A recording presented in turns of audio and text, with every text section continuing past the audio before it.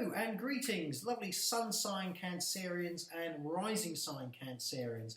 My name is Gordon and we're going to be looking at the astrology trends for you guys for the week commencing the 1st of June through to the 7th of June.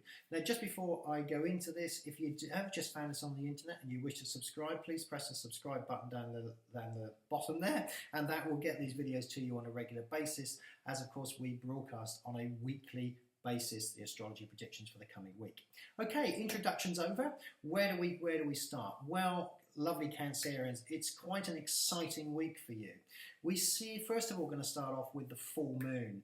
Now, the full moon is all to do with the culmination of things. It's the moon when it reaches its peak. After that, it wanes, and ideas that have come in over the previous 2 weeks need to be refined, looked at, and deciding what you're going to keep and what you're going to throw away.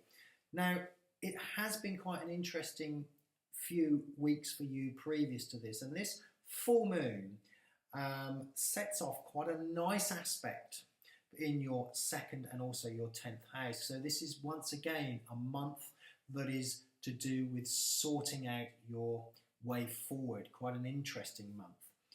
The focus at the beginning of the month is more than likely to do with work, routine.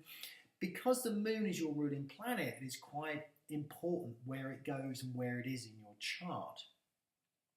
Now, when you get the full moon here, as it is in Sagittarius, it can be quite a searching time. It can be a time when maybe you're thinking about perhaps, starting that diet, starting a new exercise regime, or maybe looking at your routine around work and trying to refine it even further. As you go through the next couple of weeks, there's going to be a lot to do with thinking and thought patterns to do with you Cancerians, not necessarily the action, but it is the process leading to the action that will follow more towards the end of June. Now, very interestingly, you have Mars and the Sun currently in your 12th house. So this further gives fuel to your imagination. It makes this a time when you need to be planning. You need to be thinking things out, planning things out, because Jupiter, which sits in your 2nd house, is looking for expansion around the work environment, and very soon will be joined by Venus, which is currently in your first house. Now, Uranus, which sits up in your 10th house, is forming an aspect and just waiting for Venus to come in with Jupiter.